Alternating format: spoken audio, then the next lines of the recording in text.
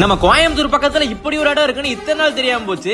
இதுல ஒரு business plan இருக்கு, என்ன சொல்றேன் வீடியோ ஃபுல்லா பாருங்க. அட ஆமாங்க, ரீசெண்டா நம்ம யூஸ் பண்ற சோப்பு மேனுஃபேக்சரிங் பண்ற ஃபேக்டரிக்கு போயிருந்தேன். அவங்க மேனுஃபேக்சரிங் பண்ற ஒவ்வொரு ப்ராசஸையும் பாக்குறப்போ எனக்கு அவ்வளவு ஆச்சரியமா இருந்துச்சு. லெக்ஸேங்கிற பிராண்ட்ல நம்ம கோயம்புத்தூர் பக்கத்திலேயே சோப் மேனுஃபேக்சரிங் பண்றாங்க.